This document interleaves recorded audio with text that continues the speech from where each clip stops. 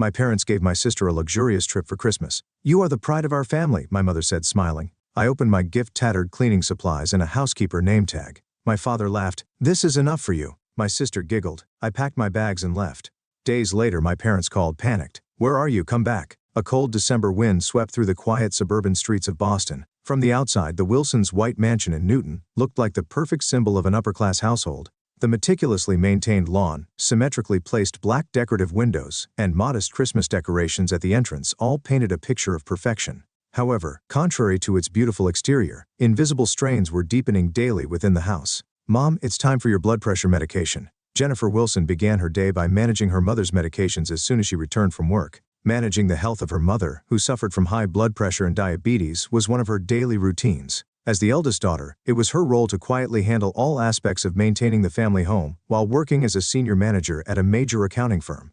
Oh yes, Margaret responded indifferently, her eyes glued to her smartphone screen. She was absorbed in Rebecca's Instagram feed. Her mother was captivated by the posts of her younger daughter, who was flamboyantly successful as a luxury real estate agent. I bought dinner ingredients from Whole Foods today. I made sure to follow Dad's sodium restrictions. Oh, Jennifer, look at this. Rebecca seems to have closed another wonderful property deal. Margaret interrupted Jennifer's words, her expression overflowing with pride for her younger daughter. I see. Jennifer quietly headed to the kitchen. Recently, her father David's forgetfulness had been increasing, making meal management increasingly important. She silently began preparing dinner. The doorbell rang. Excuse me, is this the Wilson residence? Jennifer put down her knife at the unfamiliar male voice. Yes, it is. Actually, regarding Miss Rebecca's debt. Jennifer quickly stepped outside and lowered her voice. Please, could you keep this from my parents? If you could tell me the amount. This was the third time. Cleaning up after her sister's hidden gambling addiction was always Jennifer's responsibility. She let out a deep internal sigh. Her bank balance would decrease yet again. At night, facing an Excel sheet in her room, Jennifer was keeping the household accounts,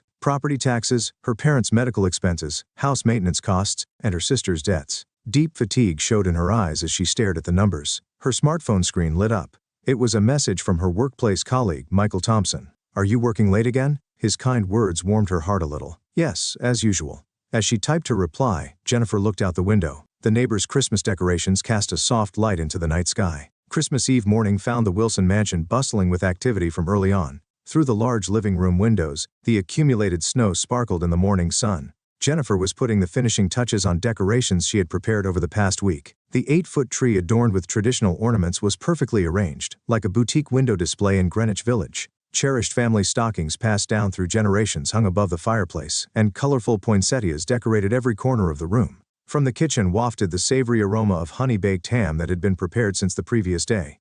The green bean casserole was already waiting in the oven for the perfect degree of doneness. The table was set with an Irish linen tablecloth inherited from her grandmother, elegantly laid out with her mother's prized bone china. Perfect, Jennifer whispered softly. For 28 years she had pursued perfection for this day. But this year, something felt different. Something was nagging at the back of her mind. Nat King Cole's The Christmas Song began playing quietly in the background. It was her father David's favorite song. Jenny, this is wonderful. Her father, who had come down the stairs, was surprisingly well dressed. He was wearing a new Brooks Brothers suit and even had on an expensive watch he rarely used. Her mother Margaret had also applied her makeup more carefully than usual and changed into a gorgeous dress. I wonder if Rebecca will be arriving soon. There was undisguised anticipation in her mother's voice. At that moment they heard the sound of a luxury car engine, followed by a honk. Oh, she must be here. Her mother hurried to the front door. Jennifer remained in the kitchen, making final preparations. From the living room came the sounds of her parents' excited voices welcoming her sister. Welcome home, Rebecca. What a lovely car. Is it new? Yes, it's a celebration for last month's closing. It's a 2025 Range Rover model. There was a note of pride in Rebecca's voice. She entered the living room carrying an Hermes Birkin bag, her Louboutin heels clicking on the floor. My, this tree, who decorated it? Jennifer did. She does it every year. It's a bit old-fashioned, isn't it? These days, celebrities hire professional stylists. Rebecca sniffed dismissively while taking out her smartphone. Oh yes, I must show everyone my achievements this year. She took out her tablet and began a flashy presentation. Luxurious property photos appeared one after another. Multi-million-dollar transactions, photos with celebrities, scenes from lavish parties. Their parents watched, spellbound. Sales up 200% from last year. Top sales in the company. Amazing. That's our daughter. Their parents' cheers echoed throughout the room. No one noticed Jennifer's presence as she quietly put the finishing touches on the meal in the kitchen. Oh, that reminds me, Rebecca suddenly said as if just remembering something. I'm going on a 3-week Caribbean cruise next month. Taking time off from work. How wonderful. Mother's eyes sparkled. But are you sure about the money? David asked worriedly. Of course, I have plenty of savings. Jennifer involuntarily paused. The thought of her sister's debt that she had covered just last week crossed her mind. But no one mentioned that. Now, it's time for presents, Mother announced excitedly. Everyone gathered around the tree. Jennifer, having finished bringing out the last dishes, quietly joined the circle. First, for Rebecca, Mother pulled out a large envelope. Inside was a ticket for the top suite room on the luxury cruise ship Royal Caribbean. You are our pride and joy. Mother embraced Rebecca with a beaming smile. Now you can have a wonderful vacation. Rebecca squealed with delight and immediately began taking photos of the cruise ticket with her smartphone. Next, Jennifer. Father's tone changed. He pulled out a large paper bag from behind him. Here's your present. Inside the paper bag was a set of used cleaning supplies, a broom, dustpan, rags, and along with them there was a name tag. It read housekeeper. This should be enough, right? I even included a housekeeper's name tag that suits you perfectly. Father let out a loud laugh. Her sister gave a mean-spirited snicker. This suits you best, Mother said in a tone that suggested it was perfectly natural. The room's atmosphere froze. Jennifer stood up silently. She picked up the cleaning supplies and carefully arranged them on the table. Thank you. Her voice was surprisingly calm. I think I'll take a break. Jennifer went upstairs to her room. The family's laughter could still be heard from downstairs. She quietly opened her closet and took out a suitcase she had prepared in advance. The essential items were already packed. Passport, bank book, certificates. Everything had been prepared for this day. Outside the window, it had started snowing again. Jennifer placed an envelope on her desk.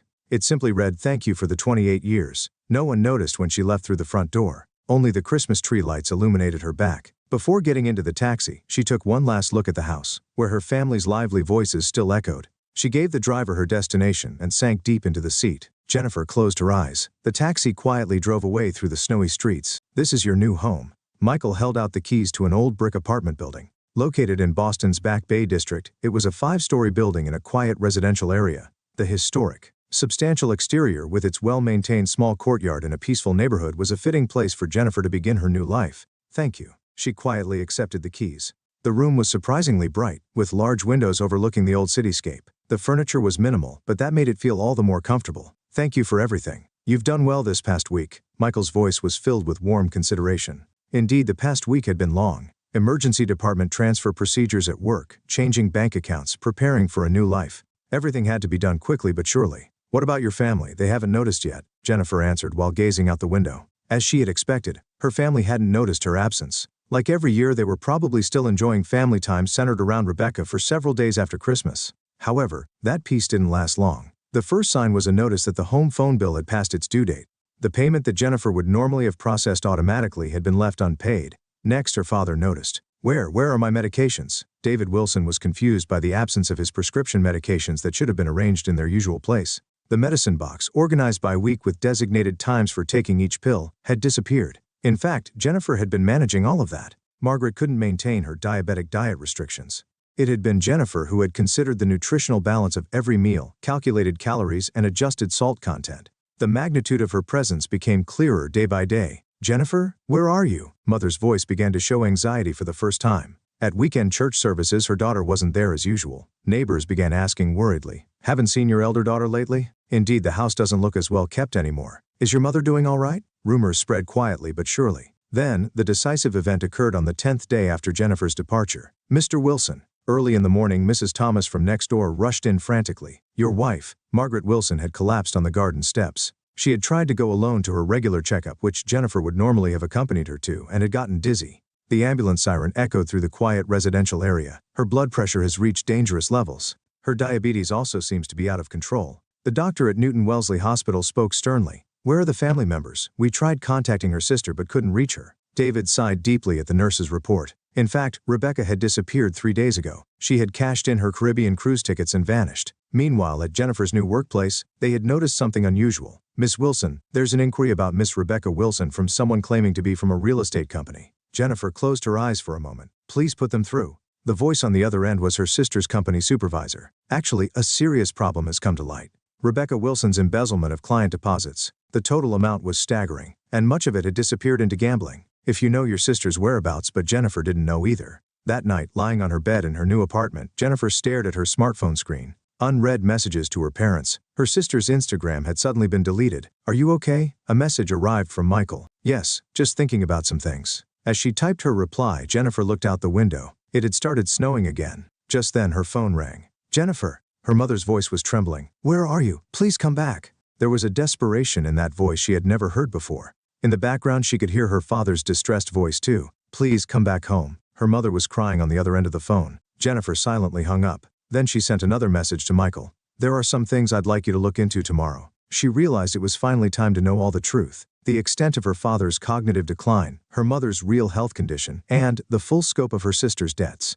The waiting room at Newton Wellesley Hospital was wrapped in early morning quietness. Jennifer was reviewing the investigation report she had received from Michael. It detailed the reality of her family's situation after she left. "Ma'am, it's visiting time." Looking up at the nurse's voice, she saw her father David at the end of the corridor. Having spent every day caring for her bedridden mother, he was clearly exhausted. "Jennifer?" Her father's eyes widened. However, his expression showed neither the dignity nor arrogance of before. He was just a tired old man. "Dad, please sit down." Jennifer quietly opened the report. "I've confirmed everything here." The first page contained her father's diagnosis, early-stage Alzheimer's dementia. The symptoms had apparently begun 2 years ago. "Why did you keep quiet about this? I didn't want to worry you." Her father looked down. But that was just an excuse. In reality, he simply hadn't wanted to admit his dependence on his eldest daughter. The next pages contained her mother's medical records. "Mom's condition was more serious than I thought. Progression of diabetic nephropathy, strain on her heart from hypertension, and a diagnosis of depression. Everything had rapidly deteriorated in the months since Jennifer's absence. We got a call from her primary physician."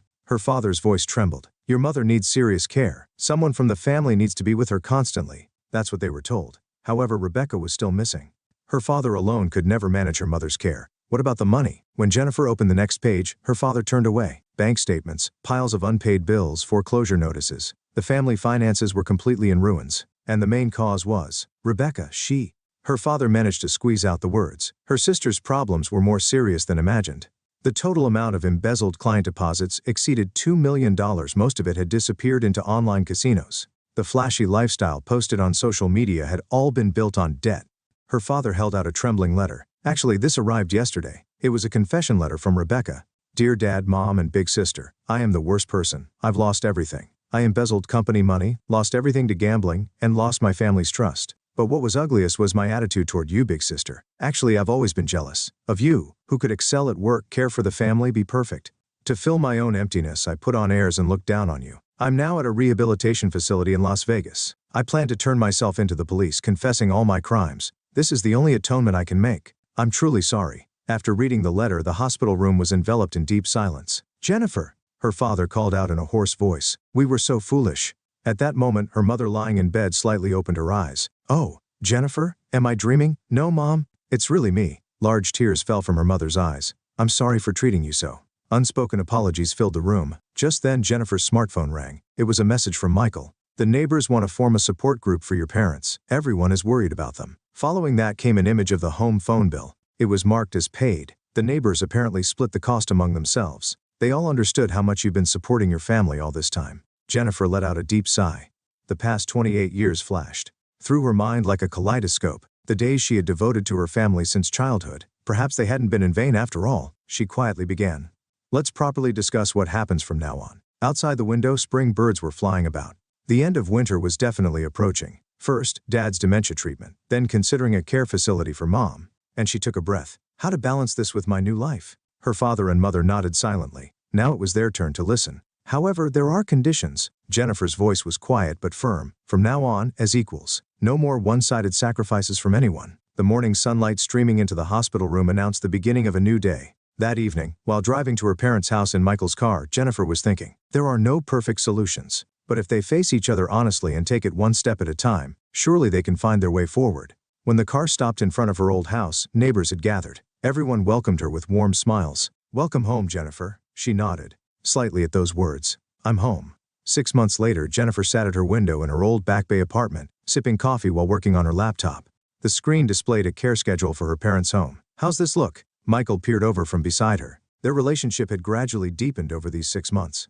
"Yes, I'll go to my parents' house on weekends and during weekdays." The care workers and Mrs. Thomas next door. Life was slowly finding its new rhythm. At her parents' house, her father David had started medication treatment for his dementia. Thanks to early detection, they'd been able to significantly slow its progression. The weekly Tuesday memory clinic visits had become a regular part of their routine. "I have a chess appointment with Dad today." Their weekly chess games had become a new form of communication with her father. In these slow-paced moments, he had gradually begun to share his true feelings. I pushed you too hard, didn't I? We're all trying to change. Her mother Margaret was working hard at rehabilitation in a specialized care facility. While her diabetes and high blood pressure weren't completely recovered, her doctor had given firm approval of her steady improvement. Jennifer, look. Last week her mother had started knitting again after a long time. She proudly showed Jennifer the gloves she had made. Clumsy but full of effort. I thought they would suit you. Her words carried a gentleness that hadn't been there before. And Rebecca. Letters from her sister still arrived regularly. Dear Big Sister, I'm slowly getting used to life at the Las Vegas Rehabilitation Facility. Treatment for gambling addiction isn't easy, but I'm gradually moving forward with others in similar situations. Regarding the company money, we reached a settlement agreement for full repayment. I'll be paying it back over the next 10 years. I've started working part-time at a local supermarket now, a $15 per hour job, but this seems to suit me better. The other day the facility counselor told me something. True happiness begins with living honestly with yourself. Those words really resonate with me now. I'm so sorry about what I did to you and our parents. Please let me apologize in person someday. While rereading the letter, Jennifer reflected. Her sister's path to rehabilitation had only just begun, but at least she was starting to face her true self. The neighborhood relationships had also settled into a new pattern. Neighbors who looked after her parents' care, Mrs. Thomas who sometimes brought over dinner, the warm greetings at Sunday church. The power of community is amazing, Michael said the other day. Indeed, you don't have to shoulder everything alone. There are always people willing to help. That might be the biggest lesson learned over these past 6 months. At work, new challenges had begun as well. Ms. Wilson, we'd like you to lead a new project. Her boss had approached her last week. She no longer needed to work just to meet someone else's expectations. She could choose her own path based on the thought. Michael called out to her. Next Sunday for lunch at your parents' house, may I join? His request surprised her a little, but it was a pleasant surprise. Yes, of course. The weekend lunches were becoming a new family tradition. Her father's jokes, her mother's cooking, the neighbors' contributions. Small but genuine happiness could be found there. Perfect families don't exist anywhere. But understanding each other, accepting each other, and supporting each other, that process might be what makes a real family. Outside the window, the summer sunlight gently illuminated the street trees' green leaves. Well, shall we go? Jennifer stood up. Today was chess day with her father. Even though she knew he would lose, he looked forward to it every week. Sometimes he would make the same move multiple times due to his medication, but that too was part of their precious time together. As she picked up her bag, she smiled. The spring storm had passed, and a peaceful summer had arrived. In this new season, her life was definitely moving forward. Let's go, Michael. The two of them walked out into the summer streets. Surely various trials still lay ahead. But she wasn't alone anymore. That certainty warmly embraced her heart.